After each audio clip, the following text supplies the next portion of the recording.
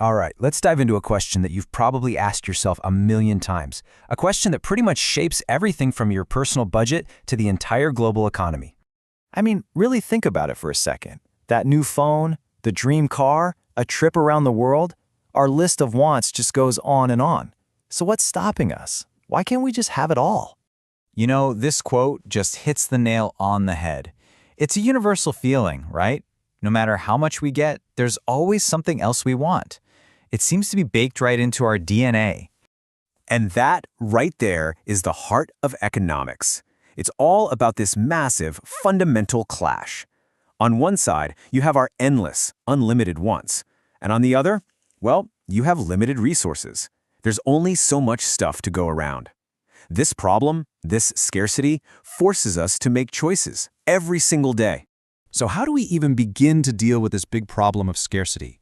Turns out, every single society, whether it's a tiny school or a giant country, has to answer 3 basic questions.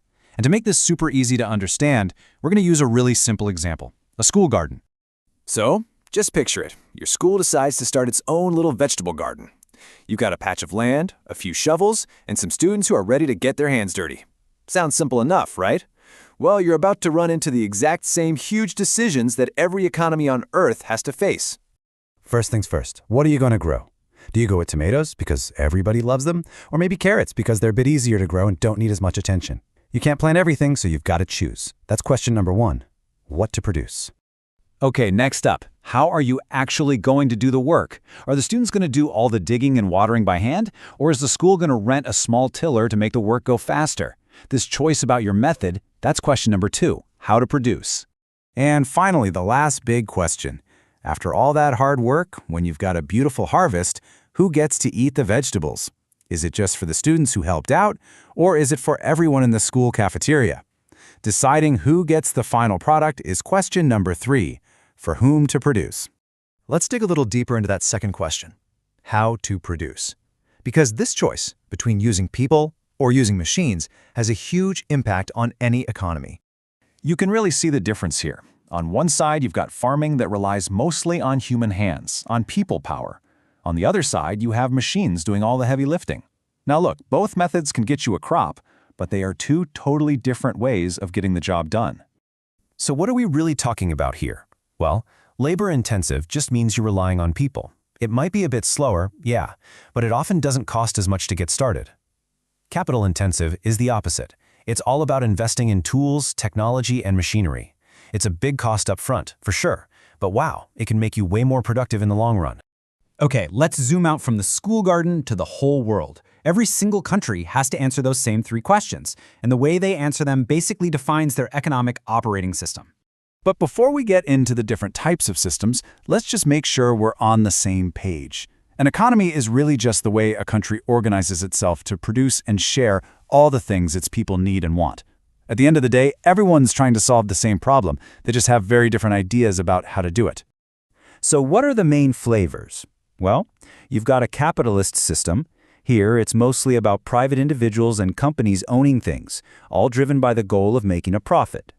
Then there's a socialist system, where the government is in the driver's seat, making decisions to try and ensure social welfare for everyone. And then you have the mixed economy, which tries to blend the 2, finding a balance between private enterprise and government oversight. A great real-world example is India. Ever since its independence, it's followed a mixed economy model. It's this constant balancing act, right? Trying to encourage the competition and innovation that comes from the private sector, while also having the government step in to make sure everyone's basic needs are met. It's a tricky tightrope to walk. But hold on, where did all these big ideas even come from? They didn't just appear out of nowhere. They were shaped over centuries by some of history's most brilliant thinkers. So let's meet a few of the key players. First up is the man, the legend, Adam Smith, often called the father of economics. His big idea was that if you just let people freely chase their own self-interest, it's like an invisible hand guides the whole market. All that competition, he argued, ends up making society as a whole better off. Then, coming from a completely different angle, you have Karl Marx. He argued that the profit a business owner makes is really just the value created by their workers that they didn't get paid for. He called it surplus value. He saw this setup as fundamentally unfair and believed that eventually workers should be the ones in control. But not every major thinker was focused on big factories and industrial capitalism. Mahatma Gandhi, for example, had a totally different vision. He imagined an economy built around self-sufficient villages and local communities. For him, the key was to support rural industries to create local jobs and reduce the gap between the rich and the poor to achieve real social justice. And if we fast forward to our own time, we have thinkers like Nobel Prize winner Amartya Sen. He really challenged us to think differently about what economic progress even means. He argued that it's not just about a country's bank account. True progress is about the freedom and capabilities of its people, things like having access to good education and healthcare. So where are we today? Well, we're living in a world that's changing fast. And increasingly, the most valuable resources aren't things you can dig out of the ground. They're things you hold in your head: knowledge, ideas, skills, and innovation. We've entered what people call the knowledge economy. So that leaves us with a huge question for the future. As technology completely changes what our most valuable resources are, think about it. Data is the new oil. AI is the new factory. How are we going to answer those three core questions now? What to produce, how to produce it, and for whom?